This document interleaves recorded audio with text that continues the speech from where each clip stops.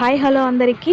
యూట్యూబ్లో షార్ట్స్ కానీ వీడియోస్ కానీ ఏ యాప్లో ఎడిట్ చేస్తే బాగుంటుంది, అదేవిధంగా పైన టైటిల్స్ కానీ ఇంకా వాయిస్ డిక్రీస్ చేసుకోవడము, మనం రికార్డ్ చేస్తున్న వాయిస్ని పెంచడము, వీడియోలో ఉన్న వాయిస్ని తగ్గించడము, అదేవిధంగా టైటిల్ మూవింగ్ ఇంకా చాలా ఆప్షన్స్ అయితే ఆ యాప్లో ఉంటుందండి.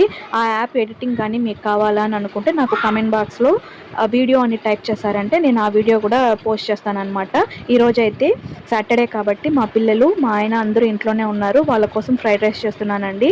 యాక్చువల్లీ రేపు కూడా సండే నాన్ వెజ్ చేయడానికి వీల్లేదు, ఎందుకంటే మా ఆయన దీక్షలో ఉన్నారు. 30 days అవుతుందండి, ఒక మండలం ఉంటున్నారు.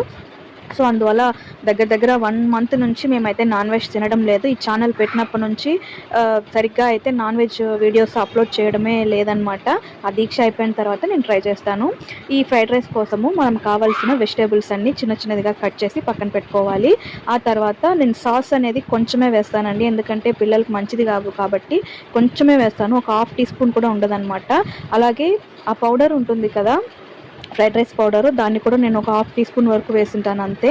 వాటన్నింటిని బాగా ఫ్రై చేసుకోవాలి. సోయా సాసు, కొంచెం టమాటో సాసు వేసి బాగా వేయించుకోవాలి.